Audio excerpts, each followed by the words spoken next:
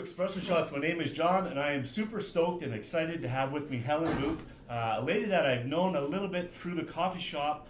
I don't know her very well, but she sent me an email a few weeks back saying, "Hey John, I had this artifact that you might be interested in, and it's associated with the Pringle name, so it was close to my heart." So I said, "Yeah, I'd love to have that and be interested in learning about it if you'd come in and talk to me about it." So I have with me this morning Helen Booth. So welcome, Helen. Thank you, John. So cheers. Cheers. You had a good drive in? It was lovely, peaceful. And you brought a lovely friend with you for the audience? Yes, so good company, moral support. So she can clap and like cheer and like, all those kind of things. Right. So my husband, Ross Pringle, carved this mantelpiece. He was a research scientist at Agriculture Canada's experimental farm in Ottawa. He took up wood carving in retirement, and he studied drawing at the Ottawa School of Art and sculpture at Saint-Jean-Port-Joli, Quebec, and in Haliburton. He carved animals, flowers, the human form, and busts of some family members. Ross had a strong interest in the United Empire Loyalists because his family was UEL. The significance of the dates on this mantelpiece, 1784 to 1984, is that 1984 was the 200th anniversary of the arrival of the United Empire Loyalists. And on the family crest of the Pringle family, there are seashells. These are symbolic of the travels made by the Pringles in the Crusades, and because the Pringles were Scottish, in fending off the English in the part of Scotland known as the Borders. In 1980, we visited the Scottish ancestral home of the Pringles in Galashiels, and also Smailham Tower, which was built for the Pringle family, probably in the 15th century.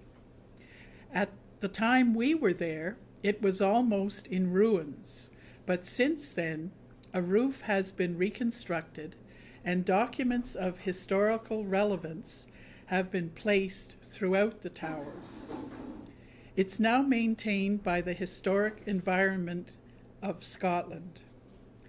The Borders part of Scotland is rich with Pringle history, and anyone with interest can learn much about the Pringles from the Pringle family website and also that of Smailham Tower.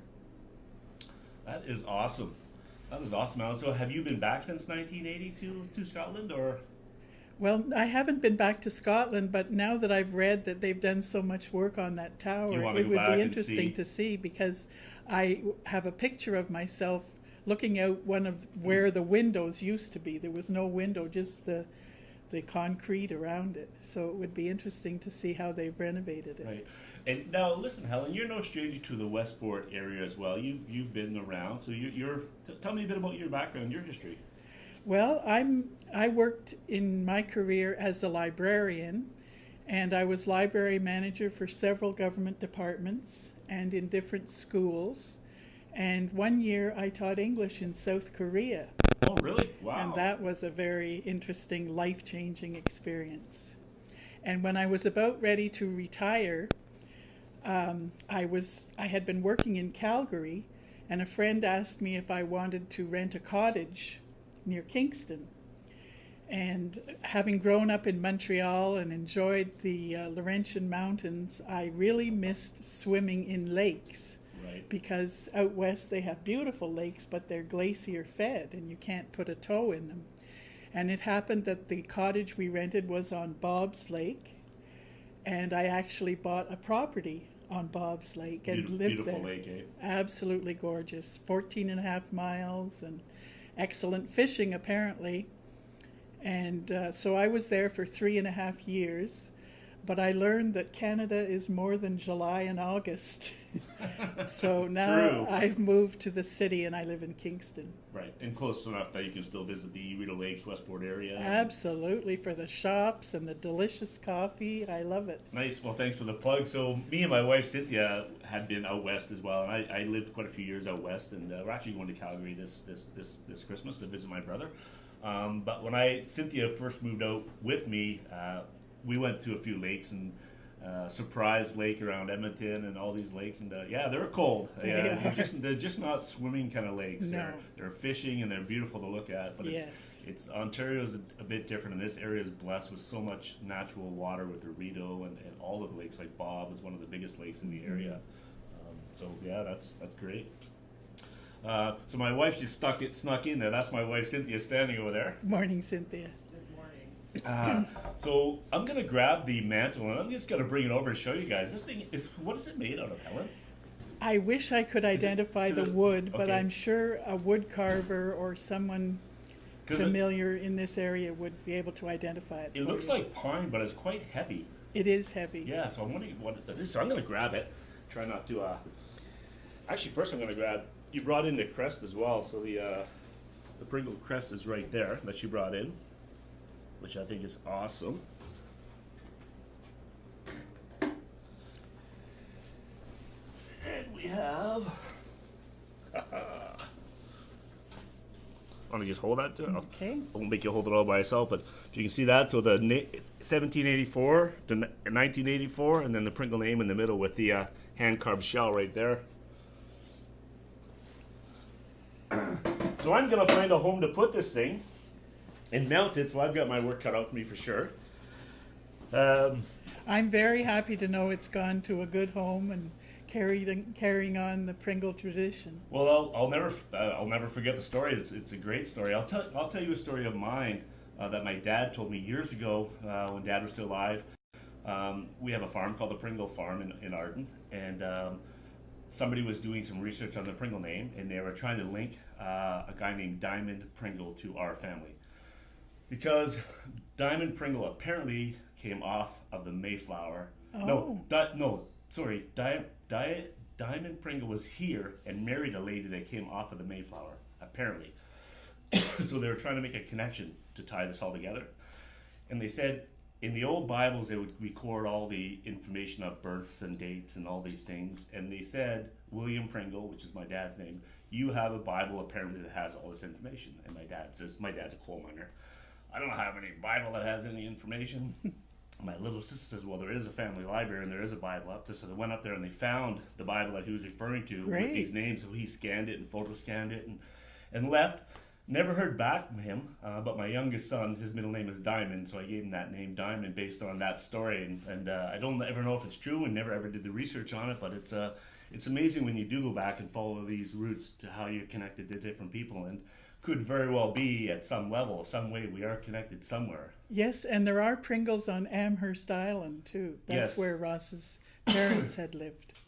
People always ask me if I'm related to the police officers in Kingston because there's a Ted Pringle there, and I think there's another one. And when I get pulled over, they say, "Are you related to the Pringles?" I say, "Would it help me?" And they said, "No."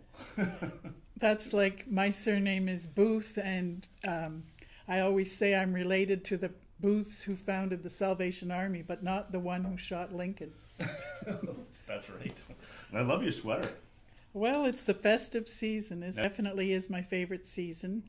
And my daughter has given me her list of what she'd like for Christmas, so we're getting together. And how many children do you have? I have one daughter. Yeah. And she lives in Montreal. Okay. And Ross has 3 grown daughters.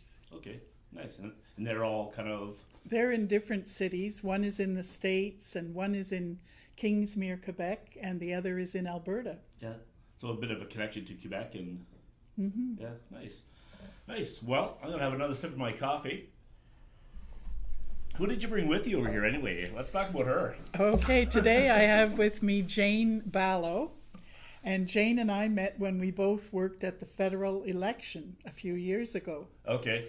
And we've kept in touch, and we meet for lunches and chit-chats. And So we hadn't been together for a while, and today, driving up here, we had a good chance for a conversation. And So, are you a politically minded type person? well, I do keep an interest in what's going on, and I grew up in the riding of Pierre Elliott Trudeau, Okay.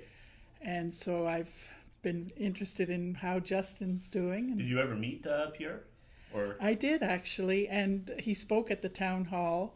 And my sister once took a bus from Montreal to Ottawa, I think, and when she was seated on the bus, he happened to get on, Mr. Trudeau, and she said, "Oh, Mr. Trudeau, you're my member of parliament," and she shook his hand. And after the bus started, he came and he sat with her. And he liked to talk to people and just find out what people thought and yeah. get different opinions. And how do you think his son is measuring up to Pierre? I think he's doing his very best, and I think he's got lots of good advisors. Very well put. Very politically well put. I think in the let's say the 7th or 8th episode of Espresso Shots, I decided one morning I got up early and I was going to write Justin Trudeau a postcard from Westport and send it to him and say, because apparently it's free, you don't need to post it, you just write the address on it, send it. And when you get this, Justin, please recognize this or say something to me or tweet or. And I never heard back, never even got a reply back from their office, and I was so disappointed. And I thought, boy, man of the people, eh? Or I thought at least I get a letter back from his office saying thank you for the card. Well, but, I can go one better than that. I had some note paper with a red rose on it, and I recently wrote a little note to Justin when he was kind of getting a bashing from other politicians near to this country, and I said. I remember when I was in the riding of your father that he always wore a red rose. I think you, Justin, are doing a great job, and this rose is for you. And his office did reply and thank me for having sent that. Well, nice. I should have sent a red rose. Maybe I'll send a bag of red rose tea. That might do it. some swag, some espresso. So Justin Trudeau, if you ever watch this video, go back and look for that postcard, and maybe I'll send you another one. Because Helen says you do reply, or somebody did reply. Mm-hmm. Nice. What else you want to talk about? What else is going on in your life? Well, it's a busy time of year actually because I am moving to a brand new apartment. Oh, are you? That's always fun. And I like the city of Kingston. I like being near performing arts venues, and so I did want to stay in Kingston, although I have very much enjoyed living at Bob's Lake before Kingston. So what kind of venues are you referring to, like the Grand Theatre? Well, the Grand Theatre and the Isabel. The Isabel Bader Theatre is a smaller venue, but it is acoustically perfect. Okay, I've not heard of it. And, well, it was recently, I guess 3 or 4 years ago, donated to Queen's University by Dr. and Mrs. Bader. And they also have donated to the Agnes Etherington Arts Centre some Rembrandt paintings. Oh, wow. So really? They've been very generous benefactors. Kingston is a great city for talent. There's so much, I think, music, but there's so much more to Kingston. It's, even hockey players. So many people come out of that Kingston area.